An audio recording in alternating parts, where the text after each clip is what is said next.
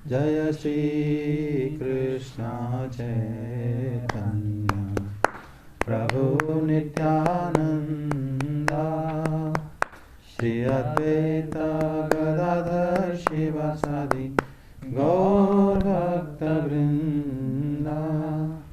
हरे कृष्ण कृष्ण कृष्ण हरे हरे, हरे राम राम राम हरे हरे, हरे कृष्णा कृष्णा कृष्णा हरे हरे, हरे राम राम राम हरे हरे, हरे कृष्णा कृष्णा कृष्ण हरे हरे, हरे राम राम राम हरे हरे, हरे कृष्णा कृष्णा कृष्णा हरे हरे, हरे राम राम राम हरे हरे, हरे कृष्णा कृष्णा कृष्णा हरे हरे, हरे राम राम राम हरे हरे, हरे कृष्णा कृष्णा कृष्णा हरे हरे, हरे राम राम राम हरे हरे। जय हरि नाम संकीर्तन की जय। जय श्री कृष्ण चैतन्य श्री प्रभु नित्यानंद श्री अद्वैत श्री गदाधर श्री शिवासादि गौर भक्त वृंद की जय। जय श्री बलराम जय श्री सुभद्रा जय श्री जगन्नाथ सुदर्शन देव की जय। भक्ति देव तुलसी माता की जय। भगवान सभी भक्त वृंद की जय। जय जय श्री राधे श्याम। नमो भगवते वासुदेवाय, ओम नमो भगवते वासुदेवाय, ओम नमो भगवते वासुदेवाय, ओम नमो भगवते वासुदेवाय, ओम नमो भगवते वासुदेवाय, ओम नमो भगवते वासुदेवाय। धर्मक्षेत्रे कुरुक्षेत्रे समवेतायुत्सवः मामकाः पांडवश्चैव किमु कुर्वत संजय। श्रीमद् भगवद गीता द्वितीय अध्याय श्लोक 41। व्यवसायत्मिका बुद्धि एक ही कुरु नंदन बहुशाखा हनन्ताश्च बुद्धयो अव्ययसायिनम्। अनुवाद। जो इस मार्ग पर चलते हैं वे प्रयोजन में दृढ़ रहते हैं और उनका लक्ष्य भी एक होता है। हे कुरुनंदन, जो दृढ़ प्रतिज्ञा नहीं है उनकी बुद्धि अनेक शाखाओं में विभक्त रहती है। पिछले श्लोक क्या था याद है सबको? वो तो बहुत दिन हो गया, महीना पहले होगा। इस प्रयास में ना तो हानि होती है ना ही ह्रास, अपितु इस पथ पर की गई अल्प प्रगति भी महान भय से रक्षा कर सकती है। मतलब इस प्रकृति में अगर थोड़े से भी हम कार्य करते हैं तो हमें महान विपत्ति से उद्धार करता है, क्योंकि ये प्रगति जो है भगवान के आदेश से उन्हीं के अनुरूप होता है। और उनके इसमें हम प्रमाण कर रहे थे उसी श्लोक में श्री चक्रवर्ती पाद की टीका से, श्रीधर स्वामी पाद की टीका से, कि वो भगवान ने जो कहे हैं वो निश्चित रूप से उन्हीं की अपनी निजी भक्ति होता है। उसको अगर थोड़ा सा भी कोई करता है तो उसी में उसका कभी भी हानि नहीं होती, और उल्टा उसमें महान भय जो है संसार जो भय दूर हो जाता है। आज के श्लोक में व्यवसायत्मिका बुद्धि ही एक ही कुरुनंदन। भगवान यहाँ पर जो व्यवसायत्मिका, व्यवसाय शब्द का अर्थ क्या है? बिजनेस करना, वही हम जानते हैं। व्यवसाय होता है व्यापार करना, जीविका चलाना, या कह सकते हो व्यवसाय का मतलब होता है उद्यम करना, कोशिश करना। यह व्यवसाय का मतलब होता है दृढ़ संकल्प होना। कोई कार्य के लिए आप संकल्पबद्ध हो, आपके मन में ठान लिया कि मुझे ये करना है, इसी को कहते हैं व्यवसाय। और यहाँ पर श्री भगवान बताते हैं व्यवसायत्मिका बुद्धि एक हे कुरुनंदन। बुद्धि जो है व्यवसायत्मिका बुद्धि जिसका, निश्चयात्मिका बुद्धि, या जिन्होंने अपने मन में बुद्धि को एक कर लिया है, वो बुद्धि को कहते हैं व्यवसायत्मिका बुद्धि। और वो एक है, भले ही जीव अनेक है, हम आप तुम सब लोग अलग अलग हैं, लेकिन उसका जो व्यवसायत्मिका बुद्धि एक है, ये भगवान बता रहे हैं। क्योंकि बहुशाखा जो व्यवसायत्मिक बुद्धि एक होती है, क्योंकि निश्चयात्मिका होता है। भगवान जो आगे बताए, बहुशाखा हनंताश्च बुद्धय अव्यवसायी नाम, जो अव्यवसायी बुद्धि होती है उसका बहुत शाखा होता है। जैसे हम लोगों की इच्छा है और प्रत्येक दिन हम जिस प्रकार प्लान करते हैं, वो होता है अव्यवसायिक का बुद्धि। उसमें हमारा जो है उसका शाखा बहुत है और बहुत प्रकार की हम लोग कोशिश करते रहते हैं। लेकिन जो दृढ़ संकल्प बुद्धि वो एक होता है, चाहे किसी भी धर्म का कोई हो, चाहे किसी भी संप्रदाय का कोई हो, वो निश्चित रूप से भगवान पाने के लिए, या कह सकते हो जो संकल्प बुद्धि है, बुद्धि का जो व्यवसाय बुद्धि, जो बुद्धि में निश्चयता आ जाता है, वो एक होता है, दो नहीं हो सकता। समझे? जब बुद्धि हमारा निश्चय हो जाता है, उसी में क्या होता है, अगर बुद्धि हमारा निश्चय हो गया, उसमें क्या होता है ना, ये संसार जो अनित्य है, अपूर्ण है, इसमें हमारा जो आसक्त या इसमें जो हमारा अपनापन है, उसी में रुचि नहीं रहता। इसका मतलब आपका बुद्धि जो है क्या हो गया, व्यवसायत्मिका हो गया। व्यवसायत्मिक बुद्धि होने से हमारा इस पूरे संसार के प्रति, जो कि अपूर्ण है, अनित्य है, और ये सारे पदार्थ जो इदम पदार्थ हम लोग देखते हैं, उसमें अरुचि उत्पन्न हो ही जाता है। और उसी में जो हम अपने आप को भारी स्वतंत्र महसूस करते हैं, परतंत्र महसूस नहीं करते। भक्ति आपको स्वतंत्र प्रदान करता है, ये बात आप मानते हो? स्वतंत्र हो जाते हो आप, किसी भी बंधन में आप नहीं रहते, है ना। तभी यहाँ पर श्री भगवान बताए हैं कि जो व्यवसायत्मिका बुद्धि होता है वो एक होता है, और उसमें बहुत शाखा जो होता है अव्यवसायी बुद्धि होता है। जिनका बुद्धि जो है व्यवसाय निश्चयात्मक नहीं होता, उनका शाखा बहुत होता है। इसमें श्री श्रीधर स्वामीपाद बताते हैं कि ये जो ईश्वर आराधना हम करते हैं, आराधना का मतलब श्री भगवान के बारे में श्रवण करना, मनन करना, उनके नाम जाप आदि करना, या उनको अपने अंदर प्रवेश करने की अनुमति देना, है कि नहीं, वो ईश्वर आराधना हो जाता है। आप स्वतंत्र हो, आप अपने कार्य में आप पूर्ण हो, मतलब कहते हो कि मैं तो ठीक हूँ, मेरे क्या जरूरत है। लेकिन जब आप सुनते हो, समझते हो, फिर उसके बाद आप अपने आप ही भगवान के नाम लेने के तैयार हो जाते हो, उनके बारे में मनन करते हो, अपने आप को समझते हो, तो फिर ये हो जाता है क्या, आराधना जो हम भगवान को, ईश्वर को करना शुरू कर देते हैं। श्रीधर स्वामी बताते हैं कि यह आराधना, ईश्वर आराधना लक्षण कर्म योगे व्यवसायित्मिका परमेश्वर भक्तेव ध्रुवम तरिष्याम इति निश्चयात्मिकै नष्टेव बुद्धिर्भवति। अगर हम श्री भगवान हमें रक्षा, निश्चित रूप से हमें सद्बुद्धि प्रदान करेंगे, या श्री भगवान हमें निश्चित रूप से मैं तर जाऊंगा, इस प्रकार जो निश्चय आ जाता है उसको कहते हैं व्यवसायत्मिका बुद्धि। जिसको संदेह होता है वो व्यवसायत्मिका बुद्धि तो नहीं हो सकता। निश्चयात्मिका अगर आ जाएगा तो उसको कहा जाएगा व्यवसायत्मिका बुद्धि। उसमें जैसे हम मतलब भगवान की आराधना आदि कर्म अगर हम करते हैं, उसमें भक्त का ये भाव आता है। इसमें क्या होता है ना, भक्त ये समझता है कि मैं निश्चित रूप से तर जाता हूँ। इसी प्रकार अगर हम देते हैं कि ईश्वर आराधना के लिए अगर कोई कर्म करता है, वो कर्म के समय हो सकता है कोई गलती आदि हो जाए हमसे, पता है कि नहीं, तब भी उसमें कोई दोष आ जाने पर भी दोष नहीं लगता, मतलब दोष तो लगता है लेकिन नष्ट नहीं होता। मतलब उसमें वो जितना आपने आराधना करा, भगवान की आराधना नष्ट नहीं होता कभी।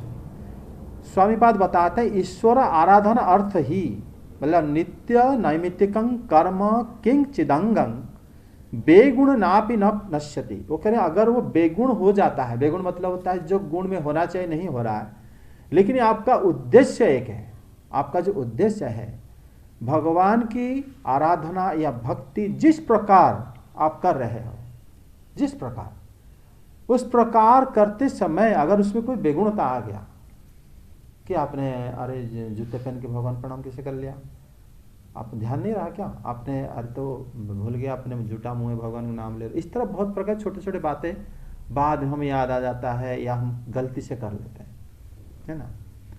तो इस प्रकार जो स्वामीपाद बताते हैं अगर कोई बेगुण आ जाता है तुम्हारे काम में, कर्म में, तब भी ये ईश्वर के उद्देश्य से संपादित होने के कारण इसमें कोई दोष नहीं लगता और ये नष्ट नहीं होता, न नश्यति।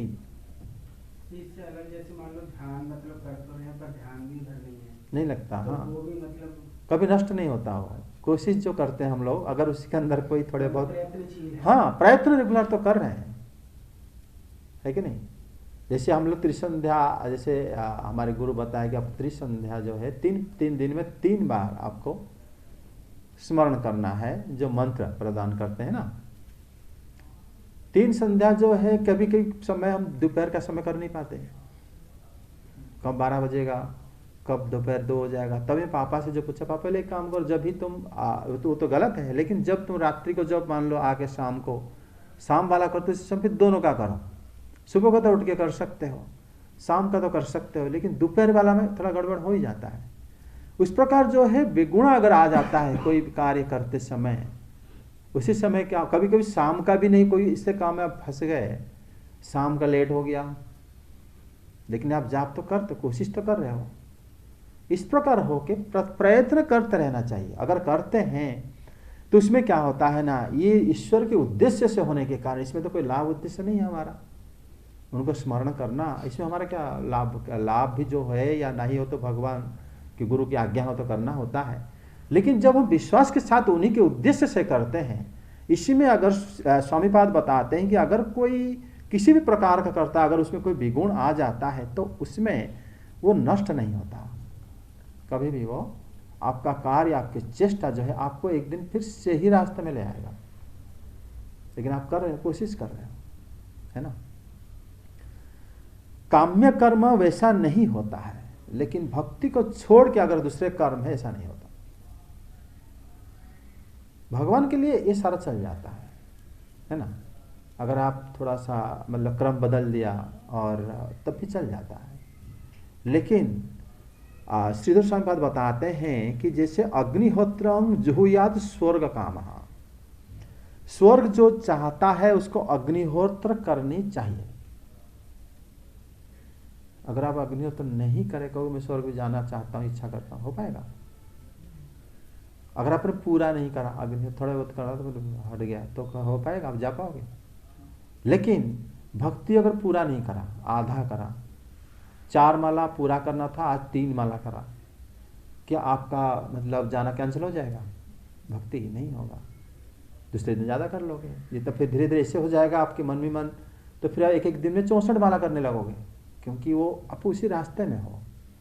भक्ति ऐसा की चीज़ है, अगर उसी में थोड़े बहुत इधर उधर होता है तो उसमें क्या होता है ना, किसी भी प्रकार की दोष या वो कभी नाश नहीं होता।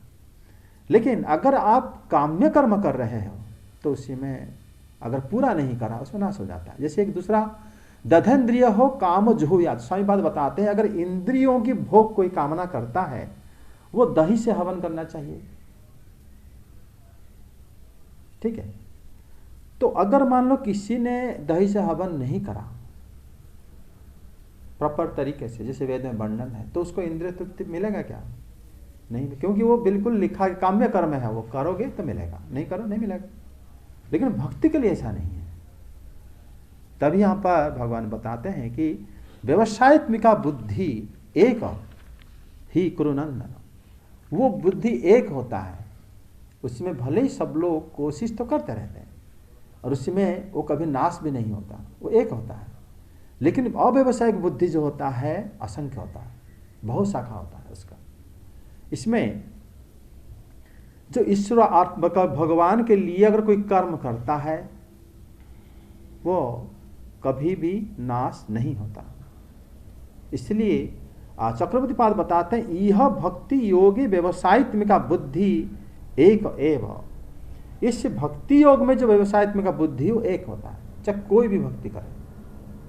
अगर आप भक्ति करते हो निश्चित रूप से आप श्री भगवान की कथा आप सुनने के लिए आपके मन में आग्रह होता होगा, उनके नाम जरूर लेने की मन करता होगा। भक्ति योग है ये सब, किसी भी तरीके से हो, चाहे आप कौन से समय में लेते हो बात अलग है। आप माला में लेते हो या खाली लेते हो, आप ध्यान करके लेते हो, कैसे भी लेते हो, उसी समय बुद्धि एक हो जाता है। ये भगवद गीता की उद्देश्य, इस श्लोक के उद्देश्य है। क्योंकि और ये जो जैसे इसमें बताया जाता है कि उनमें जो वो वाला टीका में बताया गया है कि वो जैसे अगर कैसे कौन से कर्म करनी चाहिए, जैसे गुरु के निर्देश में कर्म करने से ही हमें पता चलता है कि हम कौन सी कर्म करनी चाहिए, वो भी एक हो जाता है। मतलब चाहे गुरु कोई भी संप्रदाय की हो, अगर कोई भगवान को भजन करने की जो विधि है थोड़े बहुत बदल सकता है, लेकिन भजन उनको किया जाएगा। वो मतलब इष्ट हैं हमारे और हम लोग उन्हीं को ही प्रेम करनी चाहिए, उन्हीं के नाम लेनी चाहिए, ये तो किसी कोई ने मना नहीं करेगा, चाहे गुरु कोई भी हो, ठीक है नहीं। इसलिए वो एक हो जाता है। इसलिए मतलब जो व्यक्ति दृढ़ निश्चित होकर मेरा भजन करते हैं, भगवान जैसे भागवत में बताते हैं, वही लोग ही मुझे प्राप्त कर लेते हैं। श्रीमद् भागवतम एकादश में बताया ततो भजते माम भक्त्या श्रद्धालु दृढ़ निश्चय। जो लोग श्रद्धा, जैसे इसमें भी बताया गया है प्रभुपाद जी के बुक में, आप पहला देखो बताएगा श्रद्धा शब्दे विश्वास कहे सुदृढ़ निश्चय कृष्ण भक्ति कैला सर्व कर्म कृत हाय, है ना। मतलब जो भागवत में बताया गया है ततो भजते माम भक्त्या श्रद्धालु दृढ़ निश्चय। जो लोग मुझे श्रद्धालु लोग, श्रद्धा कब होता है? श्रद्धा किसको आप कहते हो? सर आपने बताया था ना, जो किसी चीज को करने की इच्छा हो जाए, सुदृढ़ इच्छा हो जाए, तो उसे श्रद्धा कहते हैं। इच्छा जब दृढ़वती होता है, कि दृढ़ किसको मानोगे? अगर आपको किसी भी प्रकार का उस इच्छा के रोकने के लिए प्रलोभन दिया जाए, आप नहीं रुके, इसका मतलब आपका इच्छा दृढ़ है, उसको श्रद्धा कहा जाएगा, समझे। अगर आपको जैसे श्री हरिदास ठाकुर को अगर कहा गया था कि आप मुसलमान हो, आप हरिनाम भजन मत करो, उसके लिए आप जो कहोगे हम देंगे, या किसी बहुत प्रकार के प्रयत्न किया गया, फिर उनको मतलब बेत्र में आघात किया गया था, पिटाई किया गया, तब भी उन्होंने छोड़ नहीं पाए थे। तो अगर आपको कई भी प्रकार के प्रयत्न में, किसी भी प्रकार के प्रयत्न में अगर आपकी इच्छा बिल्कुल भी नहीं डगमगा रहा, इसका मतलब आप उसी इच्छा के प्रति, वो कार्य के प्रति आपका श्रद्धा है, ऐसे माना जाता है, ठीक है। आपका मान लो श्रद्धा है, किसी ने आपको आपकी इच्छा को आप श्रद्धा नहीं कह सकते, ठीक है। तो अगर किसी प्रकार इच्छा है और किसी ने बोलेगा कि तुम क्या इच्छा करो ना, मैं इच्छा कर रहा हूँ, ये मैं जाना चाहता हूँ, नहीं वहाँ मत जाओ, यहाँ चलते हैं, मैं पैसा दूंगा ना, फिर वो तुरंत इच्छा बदल दिया, वो श्रद्धा नहीं होता, समझे। श्रद्धा का मतलब किसी भी प्रकार प्रयत्न अगर कोई कर रहा है आपके साथ, तब भी आप अपनी इच्छा को बदल नहीं पा रहे हो, दैट इज श्रद्धा। तो यहाँ पर भगवान बताते हैं जो भक्त्या है, श्रद्धालु दृढ़ निश्चय होकर मेरा भजन करते हैं, तो श्रद्धा तो रहता है, बड़े दृढ़ निश्चय होकर, मतलब ये होता है व्यवसायत्मिका बुद्धि। अतः जो प्रेम पूर्वक भजन करते हैं भक्त जो है, बिना बुद्धि अनन्य, जब मतलब चक्रवर्ती पाद बताते हैं कि बिना भक्ति के बुद्धि कभी भी एक नहीं होता। जब भक्ति हो जाता है तब बुद्धि एक हो जाता है, समझे।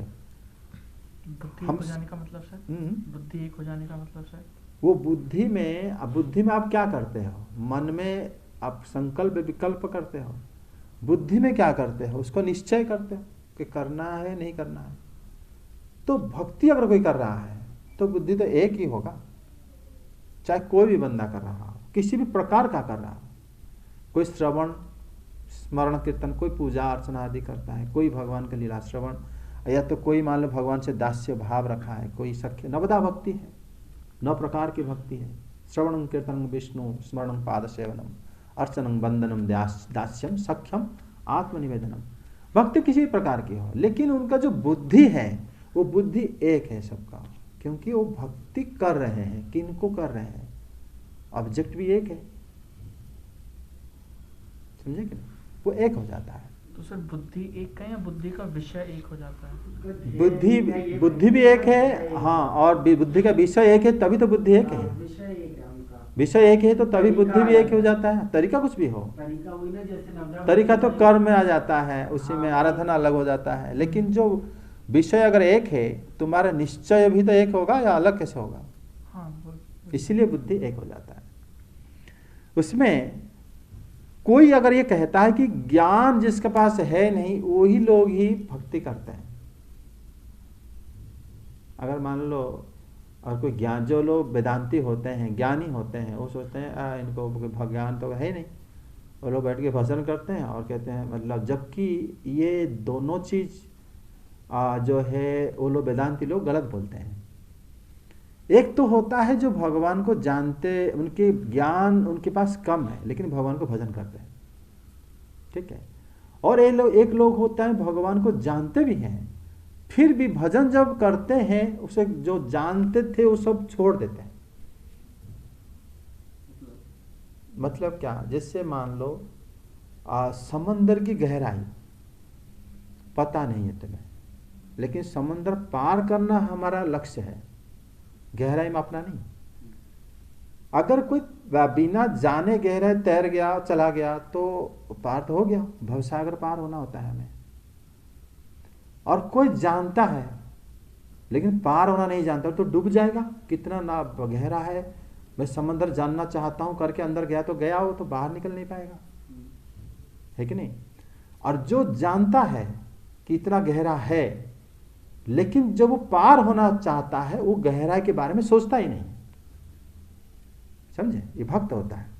मतलब इसीलिए एकादश स्कंद में चक्रवर्ती पाद बताते हैं कि जो उन्होंने एकादश स्कंद की भागवतम के श्लोक कोट करे हैं, यो विद्या सुतः संपन्न आत्मवान अनुमानिकः माया मात्रं मिदं ज्ञात्वा ज्ञानं च मयि संन्यसेत्। भगवान बताते हैं कि हे उद्धव जी, संपूर्ण ज्ञान, जो ज्ञानी भी होते हैं ना, वो संपूर्ण ज्ञान को मुझे अर्पण कर देते हैं, क्योंकि ये ज्ञान सारा माया है।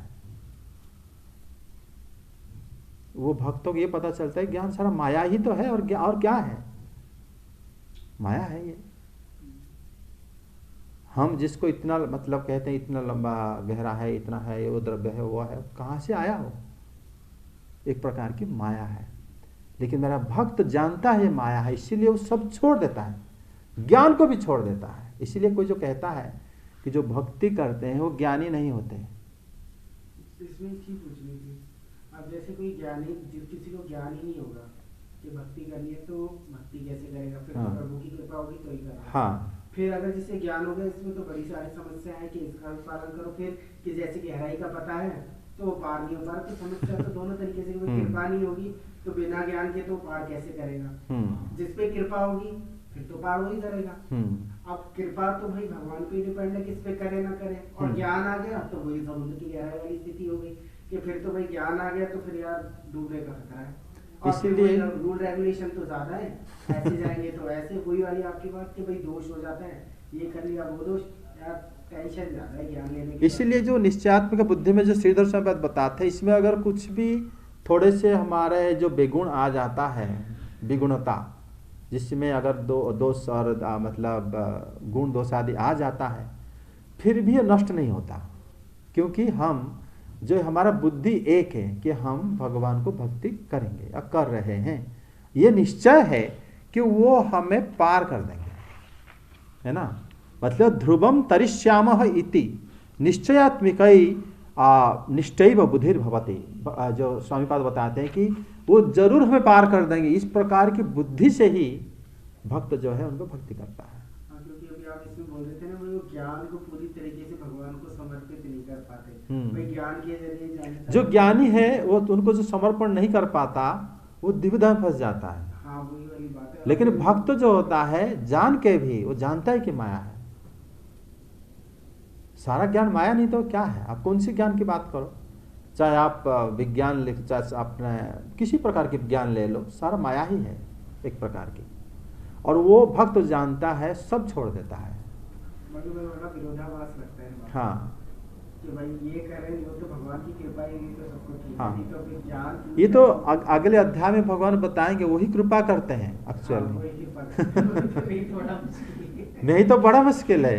कितना विचार करोगे, कितना विचार करोगे आप? अभी जो आपने बोला उस हिसाब से तो दोनों स्थिति इतनी अजीब है कि भाई उनकी कृपा नहीं तो फिर तो आप बिल्कुल नहीं कर पाएंगे। कुछ भी नहीं कर सकते। आप ये जानते हो कि आपके अंदर जो गुण है हाँ।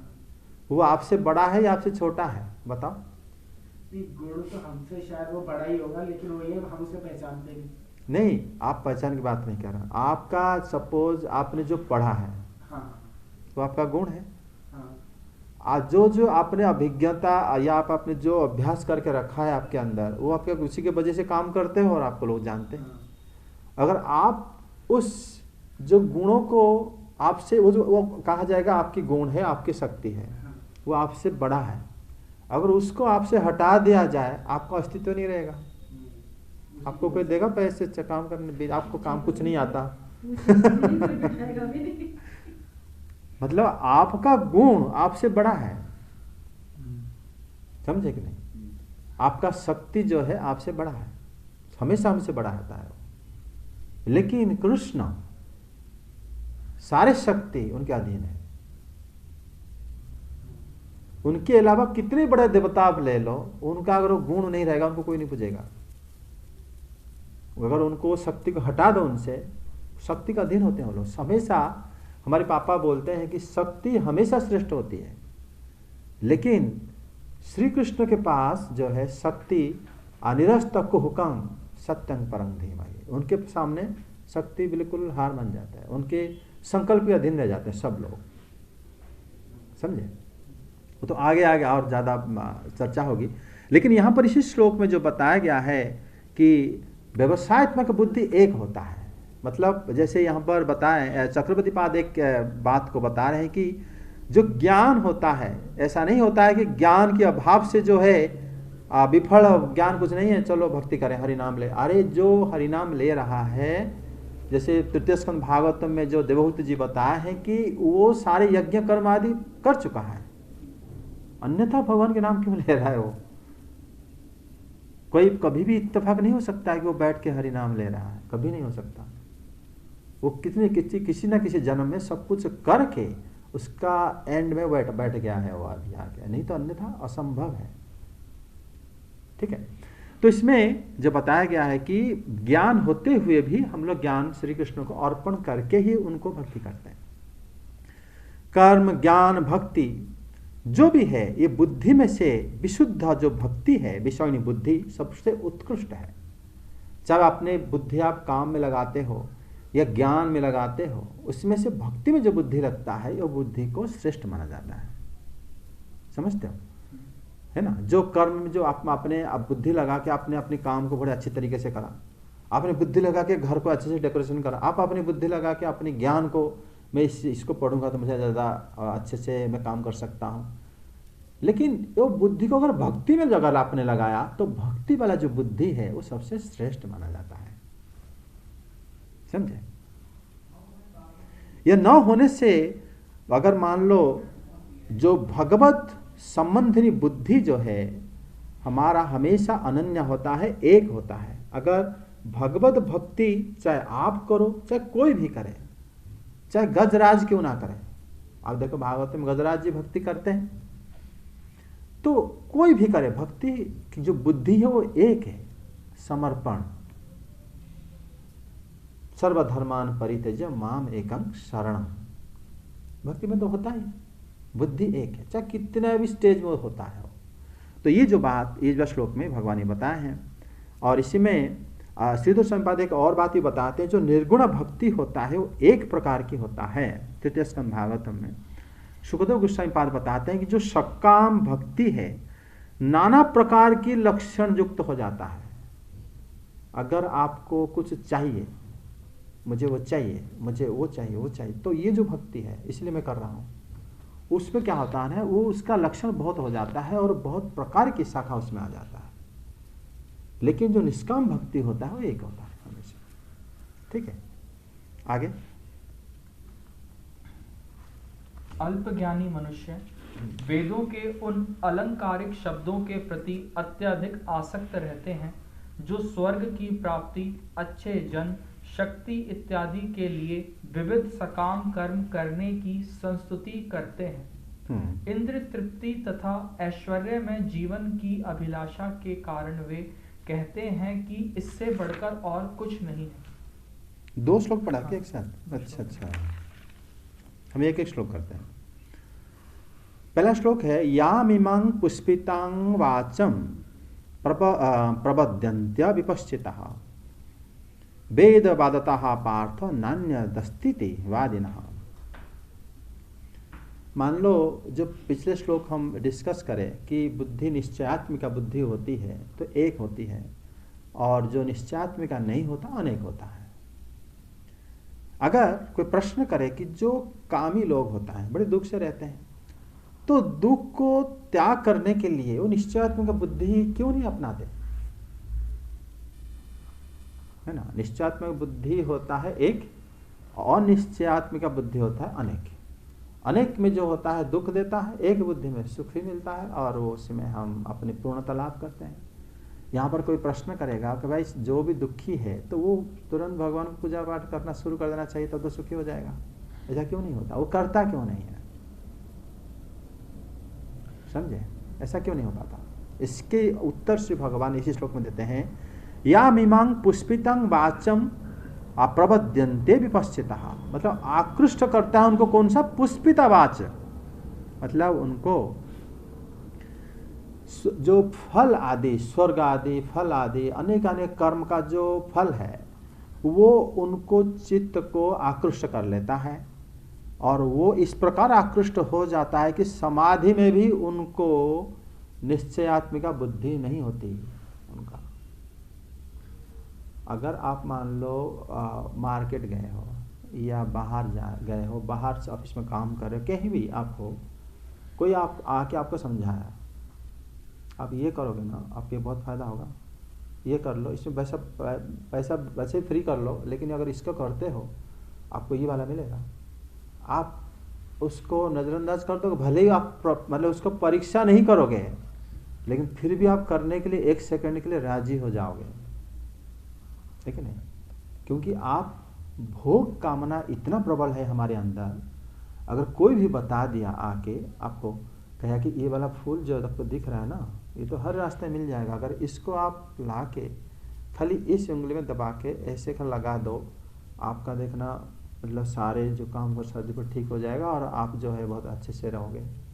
तुरंत आप भले ही उसका कोई प्रमाण हो ना हो, आप जरूर करोगे। क्यों? कि कोई भी अगर बताता है, भगवान यहाँ बताते हैं पुष्पिता वाचम, उसका फल इतना मधुर होता है सुनने में, जरूर हम करना चाहते हैं। और उसी का ऊपर तो बेस है आजकल की जो मार्केट एडवर्टाइजिंग, जो सोसाइटी पूरा बड़ा सोसाइटी पर इसी के ऊपर डिपेंड है। वो पहले लोगों को जो ज़रूरत है उसको मतलब फाइंड करते हैं। फाइंड क्यों करें? वो भी कोई इंसान है, उनको पता है हमें जो ज़रूरत है लोगों को ज़रूरत है। उसी हिसाब से वो लोग स्ट्रेटेजी बनाते हैं कि ये अगर हम बताएंगे तो लोगों के आकृष्ट होगा, और पैसे कम कर दो लोग लेंगे। तो फिर लोग जो है, क्योंकि लोग भोगी हैं, समझे? यहाँ पर जो बताया गया है कि वेद जो है सीधे संपद बताते हैं कि ये जो विष का फल जैसा होता है ये, और ये हमारे चित्त को हर लेता है, इसीलिए समाधि में भी हमारी बुद्धि स्ट्रांग नहीं होता। तब भी हम उसी बात को सोचते हैं जो हमारी बुद्धि को मोह लिया। जैसे वो एक उदाहरण देते हैं वेद के ऊपर, अक्षयं फी वै चतुर्मास्य या जिनः सुकृतं भवति या अपाम सोम अमृता अभुमाह। जो बताया गया है कि जो चतुर्मास्य की याज्ञ अगर कोई करता है तो उसका जो पुण्य अक्षय हो जाता है, कभी क्षय नहीं होता। करना क्या है ना, आपको इस महीने में ये छोड़ना है, इस महीने ये छोड़ना है, आप इसी महीने में बाकी आप प्रत्येक दिन जो अग्निहोत्र करते हो उसमें ये आहुति देना है, बाकी जो करना है करो, आपका पुण्य अक्षय हो जाएगा। लोग जो सुनेंगे, सुनने बड़ा मधुर है, अक्षय पुण्य। उस समय भगवान श्री कृष्ण कौन है, उनके नाम जाप करना चाहिए ना चाहिए, ये सब बात हमारे मन में बिल्कुल नहीं घुसेगा, जितने जल्दी ये बात घुस जाएगा, क्योंकि हम भोग चाहते हैं, समझे। या जो अपाम सोम अमृता अभूम अमृता अभूम, जो बताते हैं कि हम लोग ने सोमपान किया है, हम लोग अमर हो गए। अगर आप सोमपान अगर आपको भी मिलेगा, आप भी अमर हो जाओगे, लेकिन वो इस विधि से मिल सकता है। विधि बड़ा कठिन भी नहीं है। अगर आप अपने रिचेबल आप जान ले कि मैं कर सकता हूं, आप कभी सुन के यहाँ पर बैठ के भगवत गीता सुनोगे, तो आप वो काम पहले करोगे जाएगा जिसमें आपको फायदा है, ठीक नहीं। ये बात हो जाता है।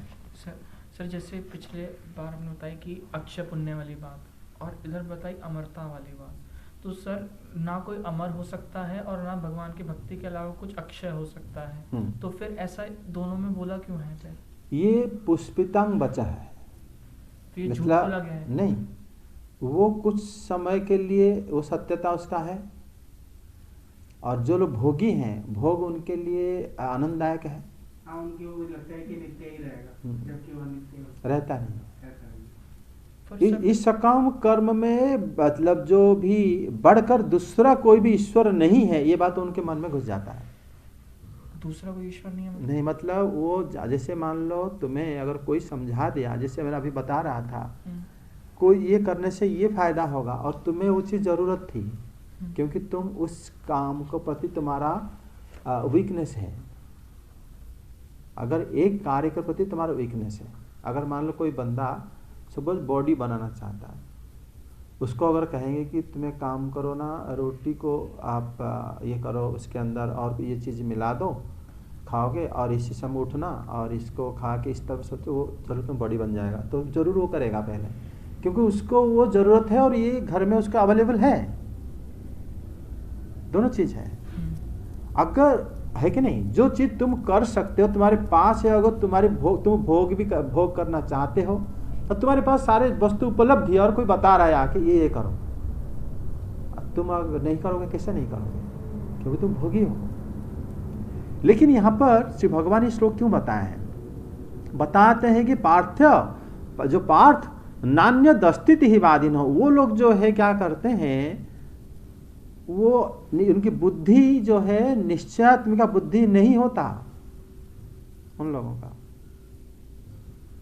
वो लोग मेरी भक्ति नहीं करते हो।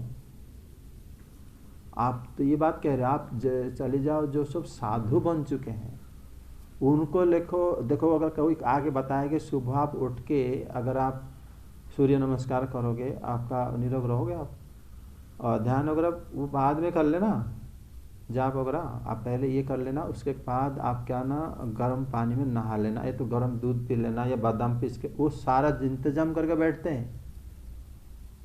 क्यों? क्या वो जानते हैं कि शरीर नाशवान है, मुझे सिर्फ जहाँ पर ध्यान करना चाहिए, मुझे कुछ शरीर जैसा ही वो जैसा रहेगा?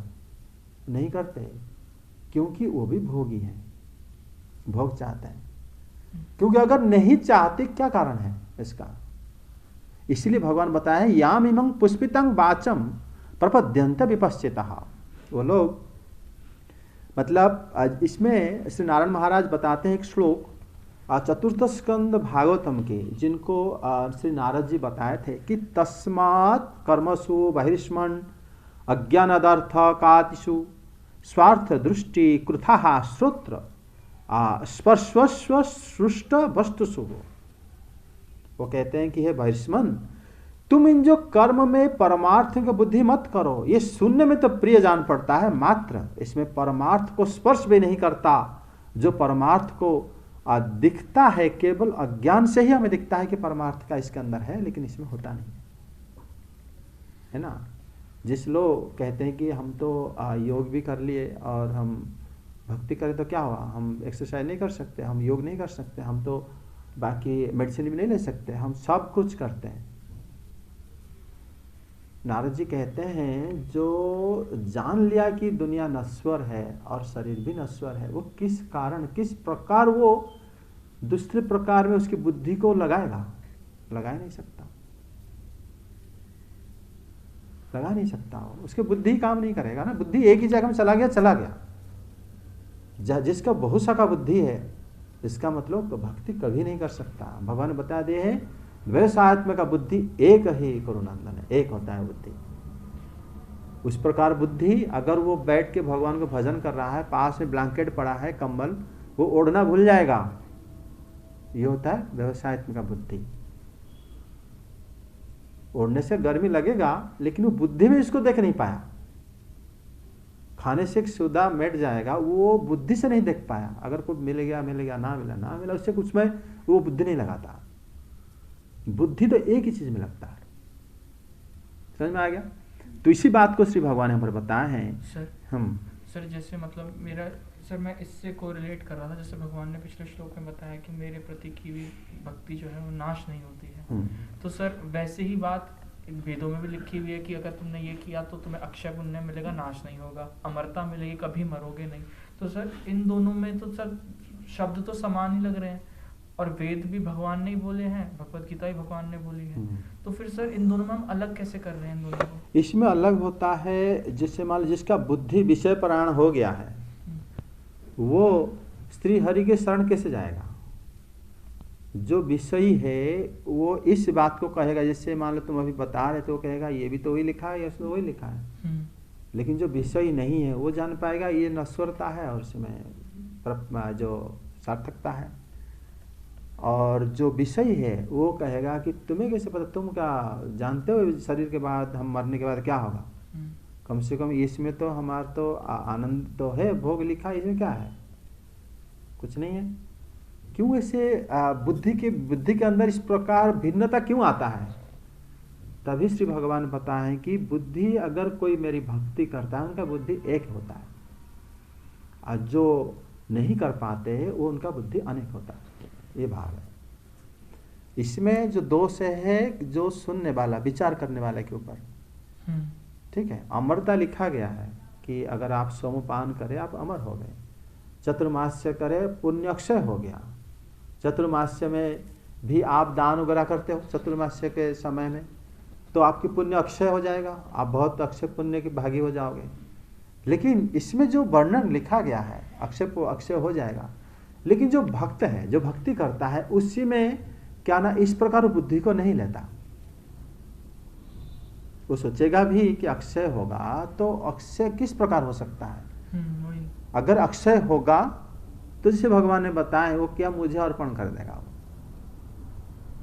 अगर उसको कुछ मिलता है आप ले लो,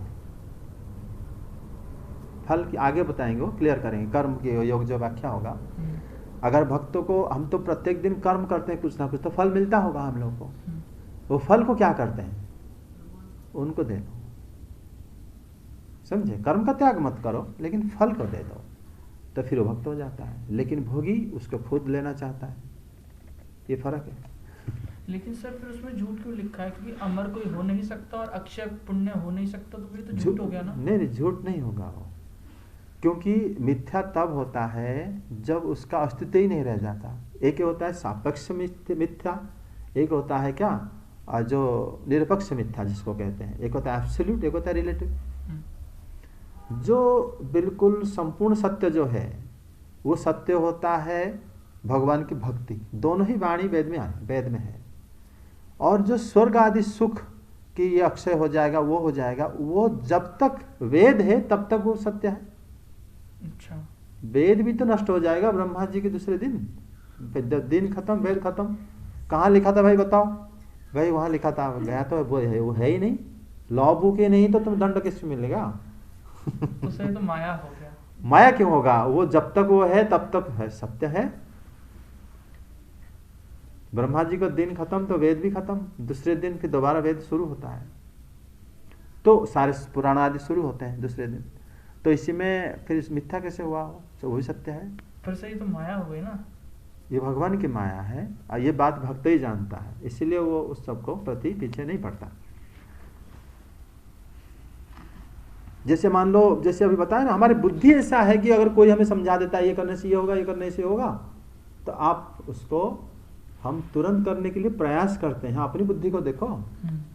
तो अगर आपको कोई कहेगा कि ये वाला आप चावल लेने गए हो, आप वो कहेगा ये वाला चावल दोनों बराबर है लेकिन इसमें प्रोटीन ज़्यादा है, तो आप तुरंत अपने सेहत के बारे में सोचने लगे, तो ये वाला क्यों ना ले, पैसा तो उतना ही है।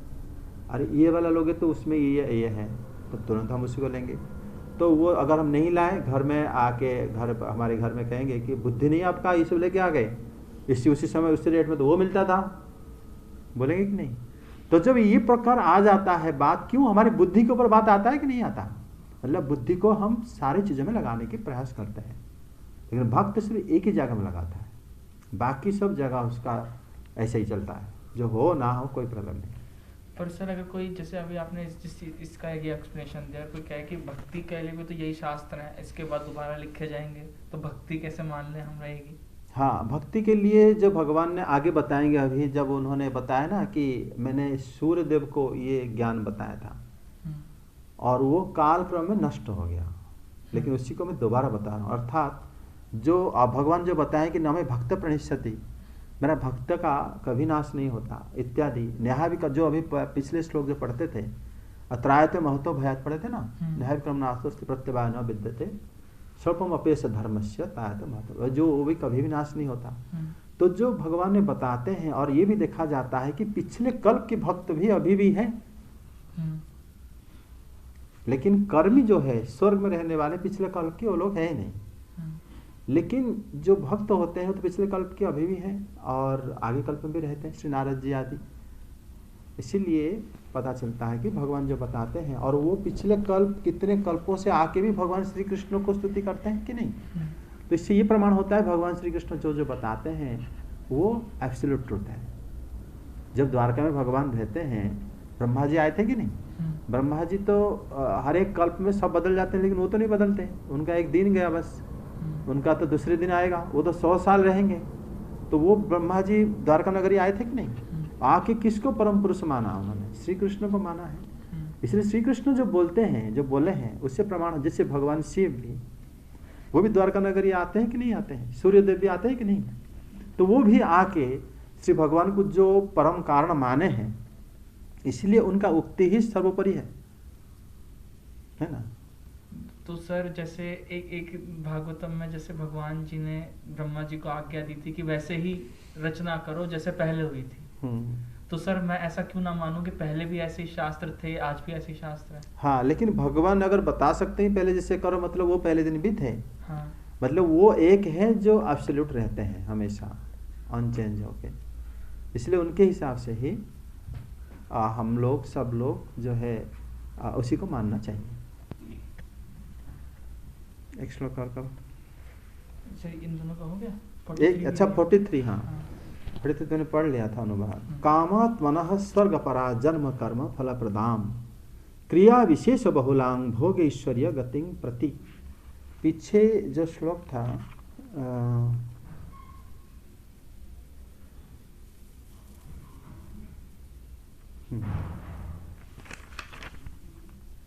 यहाँ पर बता रहे हैं भगवान कि काम में जिनका चित्त आकुल हो रहा है, वे स्वर्ग ही जिनका परम पुरुषार्थ ही मानते हैं, उस वाणी को वर्णन करते हैं जो जन उसमें होने वाले जो कर्म और उसका फल, उसमें भोग और ऐश्वर्य की प्राप्ति के लिए बहुत प्रकार की साधना दिया गया है, और ये लोग उसी बात को बड़ी ध्यान से याद रखते हैं। समझे? मतलब पहले तो भगवान बता दिए कि निश्चयात्मक बुद्धि जो है एक होता है, लेकिन अभी बता रहे हैं कि इनके पास ये बुद्धि नहीं आती, वो बता रहे हैं। मतलब भोगै ऐश्वर्य और योगतिं प्राप्तिं प्रति साधन भृता ये क्रिया विशेषास्ते बहुला यस्यातां प्रबद्धन्ति त्यनुसंगः। अगर जो उसमें भोग और ऐश्वर्य की जो प्राप्ति के लिए बहुत प्रकार की साधना दिया गया है, श्री स्वामीपाद बताते हैं, ये बताते हैं कि जो इनको, जैसे आपको कोई चीज़ अच्छा लगा, आपने आजकल के ज़माने में समझना बहुत आसान है, आपको बहुत प्रकार आपने पॉलिसी ले रखा होगा, मतलब कुछ सामान घर से खरीदा होगा जो आपको समझा दिए होंगे, आपको अच्छा लगा, आप समझ रहे होगे कि सबसे इससे अच्छा और कुछ नहीं होगा, और ये उसका हर एक एक्टिविटी आपको पता भी होगा, हर एक गुण आपको पता होगा, आपके उसके हर एक अच्छा ही पता होगा, तब आपने लिया है। तो इसको कह रहे हैं कि भोग और ऐश्वर्य की प्राप्ति हमें चाहिए, और उसका अनुरूप जितने प्रकार की साधना, जितने प्रकार की क्रिया, ये हमें समझ में बड़े अच्छे से आ गया। इस प्रकार लोग कैसे मेरे भक्ति कर सकते हैं? नहीं कर सकते क्योंकि एक बुद्धि में दो चीज नहीं रहता। भगवान बताते हैं बिल्कुल स्पष्ट, जैसे अगर आप इसको देखोगे तो मतलब आपका नजर दूसरों से हटाना पड़ेगा, तब इसको देख सकते हो। आप दूसरों को देखोगे तो नजर उससे हटाना पड़ेगा। लेकिन हम क्या चाहते हैं? हमारा बहुशाखा बुद्धि है, व्यवसायत्मक बुद्धि तो है नहीं। बहुशाखा बुद्धि में क्या ना, हम चाहते हैं कि हमारे जो वाइफ सबसे खूबसूरत हो, और हमारे पास सबसे बड़ा घर हो, सबसे अच्छे गाड़ी हमारे पास हो, और हमारे बच्चे बहुत अच्छे हों, और बच्चों को लेके हमारी पत्नी और सब मतलब धन संपत्ति से भरपूर घर में, और हम घर में बैठ के सबको देखते हुए श्री भगवान को भी हम देखना चाहते हैं कि हमें पूछे कि हम क्या चाहिए। हमें इस प्रकार हमारी इच्छा है कि नहीं? बहुशाखा इच्छा में क्या होता है, हम यहाँ पर जैसे भगवान बताए हैं कि हम अगर भोग हमारी प्राप्ति की इच्छा है और हम उसको पाना चाहते हैं, इसीलिए उसका इस प्रकार वर्णन है उस समय में, और हमको इतना अच्छा लगता है, और हम किस प्रकार कृष्ण की भक्ति करेंगे? ये प्रश्न भगवान खुद पूछ रहे हैं, कैसे करोगे? नहीं कर सकते। चक्रवर्ती पाद बताते हैं, जन्म कर्म रूप फल को जो हम देते हैं, देने वाला भोग और ऐश्वर्य उपाय स्वरूप जो विशेष क्रिया समूह है, उससे ये सब वर्णन किया गया है कि हम किस प्रकार वेद में जो वर्णन किया गया है, आजकल के वेद को मान लो, आजकल जो विज्ञापन चल रहा है उसके साथ तुलना कर सकते हो आप, क्योंकि दोनों में, लेकिन आगे बताया जाएगा वेद जैसे भगवान के मुख निश्चित वाणी में इतने दोष कैसे आ गया? दोष वेद में नहीं है, लेकिन वेद को समझने में दोष है।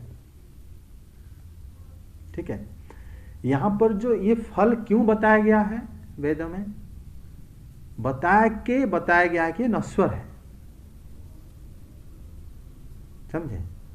जिससे आपको बताया गया कि आप एक के बड़े होटल में रहना चाहते हो, आपको सारे मतलब जो बता देंगे कि आप इतने रुपए का मेंबरशिप लो, इतने दिन इतने रात रह सकते हो, और आप वो होगा इस प्रकार, आपको खाना पीना मिलेगा, ऐसे रहोगे सब बता देंगे।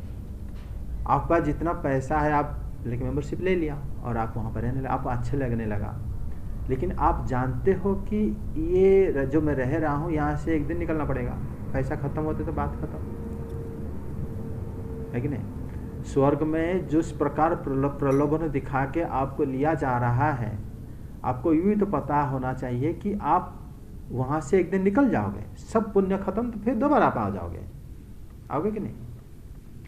अगर आपका जो इस प्रकार सारे मतलब क्रिया समूह सब वर्णन किया गया है, फिर भी आप उसके प्रति आकृष्ट हो रहे हो, आप भगवान की भक्ति कैसे करोगे?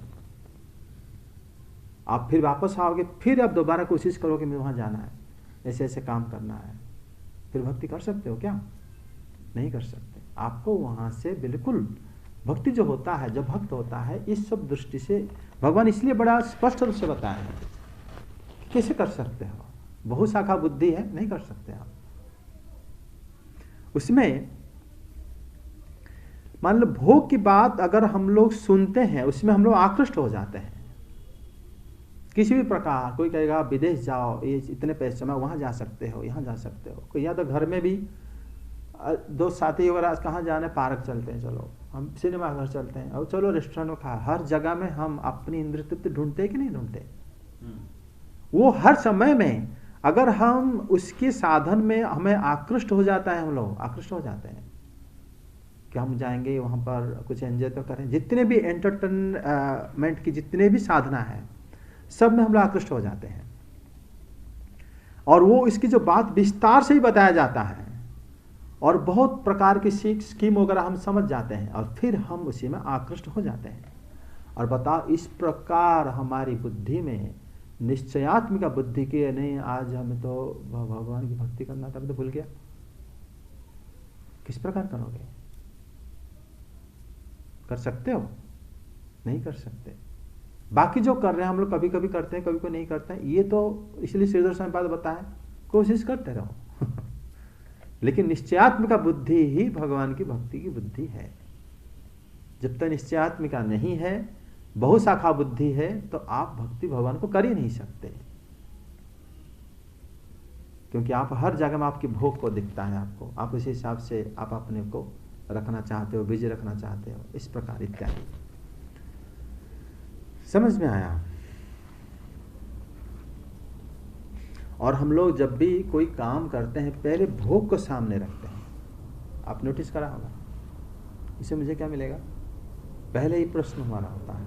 यहाँ तक कि बच्चा अगर पढ़ता भी है जॉब के लिए, अच्छा जॉब में कितना सैलरी होगा, इसमें कितना, पहले सारा चीज़ वो समझ लेता है, उसके बाद पढ़ने के लिए कोशिश करता है, हो गया हो गया, नहीं होगा नहीं हो गया, मतलब हम फल को पहले सामने रखते हैं। इस प्रकार बुद्धि ही भक्ति की विहीन बुद्धि है। समझ में आ रहा है? बुद्धि अगर ऐसा है आपके अंदर, आप क्रिया ही ऐसे कर रहे हो, तो आपकी ये बुद्धि में भक्ति नहीं कर सकते, आप कुछ और कर सकते हो।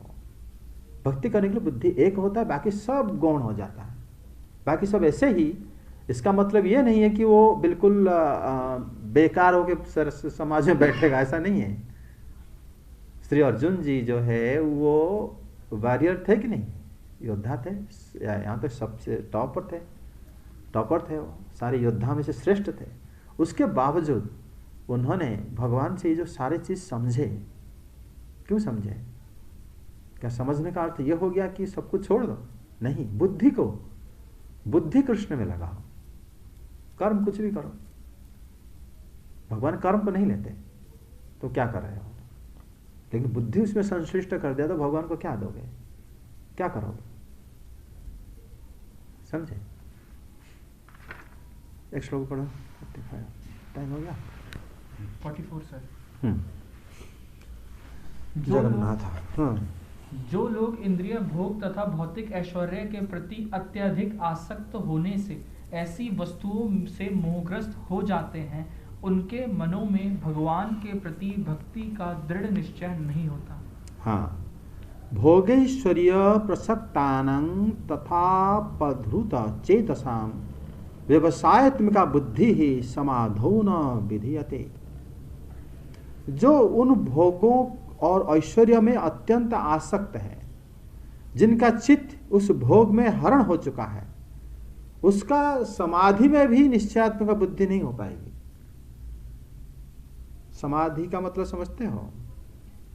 मतलब सम्यक अधीयते अस्मिन, हमारा मन संपूर्ण रूप से अगर आत्मा को ढूंढ रहा है, आत्मा को समझ लिया है, उसको समाधि कहते हैं।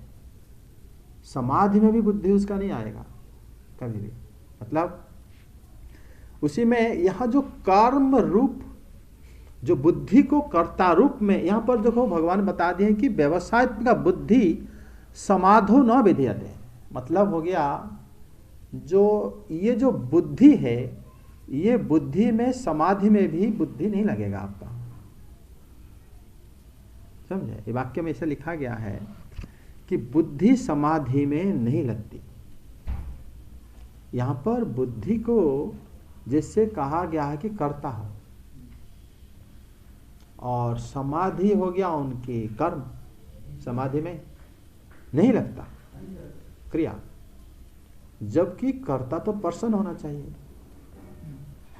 श्रीधर स्वामीपाद इसमें व्याकरण को पकड़े हैं, श्लोक वो पंडित हैं, व्याकरण के अनुसार उन्होंने बताया है कि व्याकरण में जो सूत्र दिए हैं पाणिनि ने, कर्मवत कर्मणा तुल्य क्रिया, मतलब जहां पर कर्ता में कर्तापन नहीं दिखता वहां पर अलग अलग कारक भी कर्ता बन जाते हैं। अगर आप कर्ता हो, जैसे मैं कहूंगा कि वो रोहन दुष्ट को पकड़ के लाओ, उसमें रोहन शब्द गौण हो गया, वो दुष्ट है इसीलिए पकड़ के ला रहे हो, ठीक है। आप तो हो लेकिन आपका बुद्धि काम नहीं कर रहा, तो बुद्धि जो बहक गया आपका, उसमें आपका कर्तापन तो बेकार हो गया। आप अगर कर्ता होते, बुद्धि को दमन करते, अब मन को दमन करते, तब ना माना जाएगा आप कर्ता हो। कर्ता हो के भी आप कर्ता नहीं हो, यहाँ बुद्धि करता है। इसी बात को श्रीधर स्वामीपाद बोले कि यहाँ पर जो समाधो न विधेयते, ये जो श्लोक है यहाँ पर बुद्धि कर्म हो के भी कर्ता रूप में श्री भगवान ने बोले हैं। अगर आप करता हो तो आप बुद्धि, आपका बुद्धि है ना, तो आप बुद्धि को दमन क्यों नहीं कर पाया, बुद्धि को एक जगह में क्यों नहीं लगा पाया, फिर आप रह के भी कोई फायदा नहीं है। शरीर तो आपका है ना, आपका बुद्धि तो किसी और लगा हुआ है, आप उसी में चल रहे हो। जैसे एक बंदा को हिप्नोटाइज कर दो, जहां पर बुलाओगे वो चला जाएगा, उसमें उसका कर्तापन रहता है क्या, नहीं रहता। यहाँ पर श्री कृष्ण देखो, यहाँ पर भगवान ने बुद्धि को मतलब कर्ता करके बोल दिया है, इसीलिए बोले हैं कि इसमें अगर हम यहाँ पर जो चित्त में जो भोग के प्रति आसक्त हमारा हो गया और फिर बुद्धि जो है कर्ता जैसे हो जाता है हमारे सामने, क्योंकि हमारा चित्त में, हमारे चेतना में हम लोग बहुत विभिन्न प्रकार की वस्तु के बारे में सुन के हम क्या करें ना, हमारा बुद्धि जो उसी कार्य करने के लिए बिल्कुल तल्लीन हो गया है। बुद्धि निश्चयात्मिका तब होगा अगर आप श्री कृष्ण के प्रति भक्ति करो। आप तो दुनिया सारे चीजों में आपका बुद्धि लगा रखा है आपने। फिर इसीलिए जो हमारा जो चेतना जब विषय आदि में अत्यधिक आसक्त हो जाता है, फिर हमारा जो कर्तापन जो है फिर नहीं रहता, तो फिर हमारा जो अधीन मन बुद्धि आदि नहीं होते, हम लोग उल्टा उनके अधीन हो जाते हैं। तो कर्ता बुद्धि हुआ कि हम हुए, बुद्धि हो गया कर्ता, हमारा मन भी हमारा कर्ता हो गया, जो मन करा वही कर हम लोग। शरीर तो खाली नाम की मात्रा है, हम जिंदा है, बस आत्मा है, शरीर जिंदा है, लेकिन काम तो कोई और कर रहा है आगे। इसीलिए श्री कृष्ण ने यहाँ पर श्लोक को इसी तरह बोल दिया है।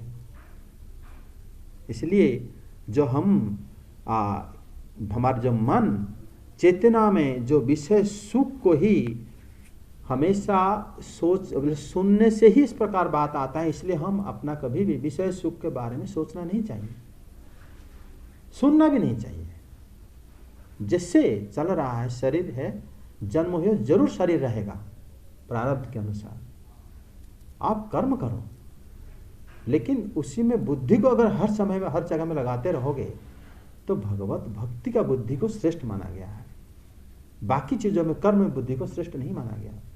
कर्म में कभी कभार बुद्धि हो जाता है, गलत भी हो सकता है, कहे तुम्हें ठग दिए, बेवकूफ हो गया तुम, ऐसे भी बोलते हैं लोग हमें। इसलिए पता चलता है कि जो वो प्रकार बुद्धि श्रेष्ठ शास्त्र में उसके लिए निंदा नहीं कहा गया।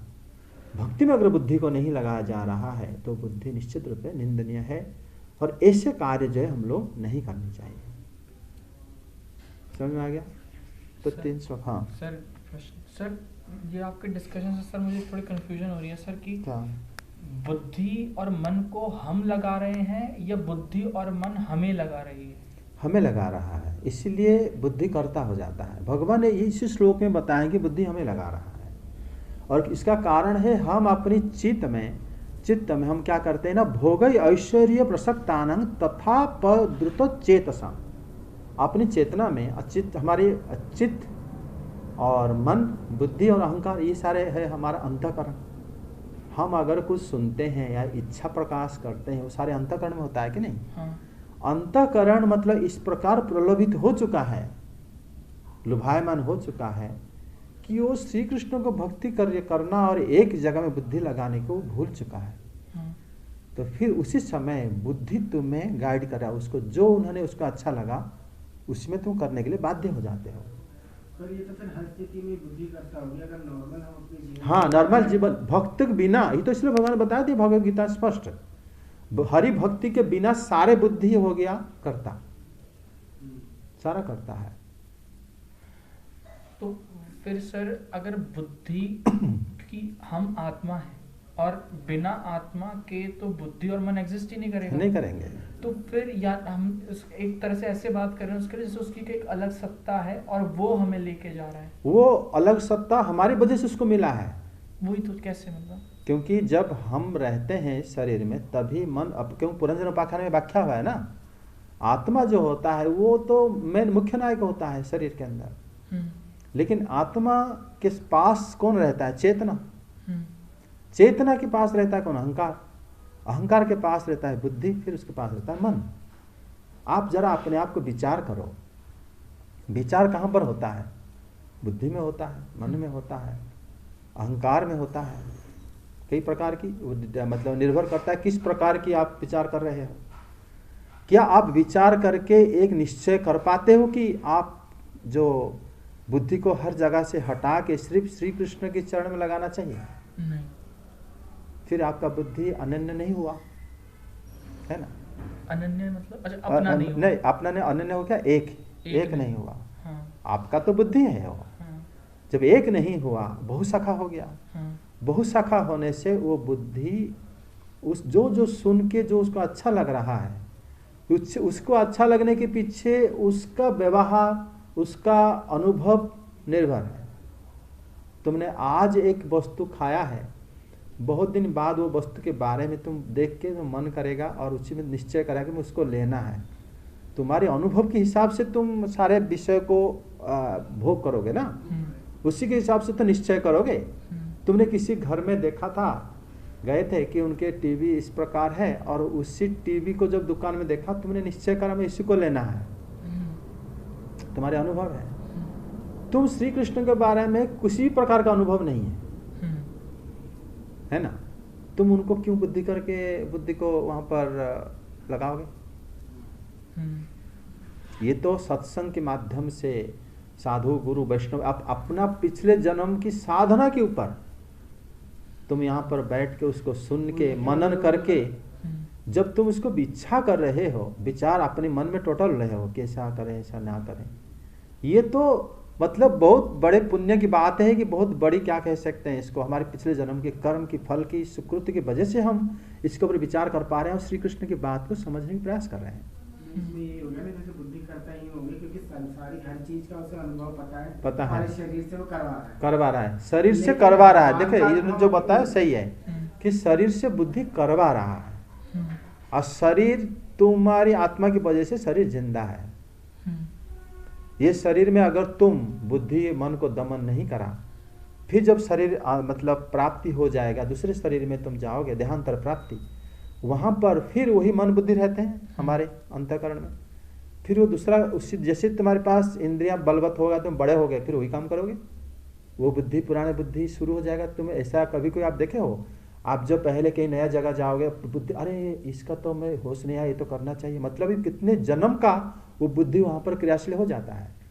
तो सर तो चेतना की वजह से होता है। हाँ। चेतना में जो हमारी इच्छाएं होती हैं, हाँ, उन्हें बुद्धि को याद आ जाता है, चेतना याद दिला देता है। तो ये सब चीजें जो है हमारा निश्चयात्मक बुद्धि भगवान की भक्ति से ही हो पाता है। समझ में आ गया? हरे कृष्ण। श्री कृष्ण गोविंद हरे मुरारे, हे नाथ नारायण वासुदेव। श्री कृष्ण गोविंद हरे मुरारे, हे नाथ नारायण वासुदेव। श्री कृष्ण गोविंद हरे मुरारे, हे नाथ नारायण वासुदेव। श्री कृष्ण गोविंद हरे मुरारे, हे नाथ नारायण वासुदेव। हरे कृष्ण कृष्ण कृष्ण हरे हरे, हरे राम राम राम हरे हरे। हरे कृष्ण कृष्ण कृष्ण हरे हरे, हरे राम राम राम हरे हरे। हरे कृष्ण कृष्ण कृष्ण हरे हरे, हरे राम राम राम हरे हरे, हरे कृष्णा कृष्णा कृष्णा हरे हरे, हरे राम राम राम हरे हरे, हरे कृष्णा कृष्णा कृष्णा हरे हरे, हरे राम राम राम हरे हरे, हरे कृष्णा कृष्णा कृष्णा हरे हरे, हरे राम राम राम हरे हरे, हरे कृष्णा कृष्णा कृष्णा हरे हरे, हरे राम राम राम हरे हरे, हरे कृष्णा कृष्णा कृष्णा हरे हरे, हरे राम राम राम हरे हरे।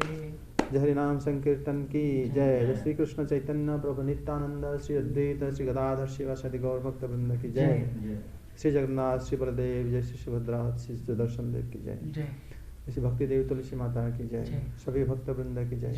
जय जय श्री राधे श्याम।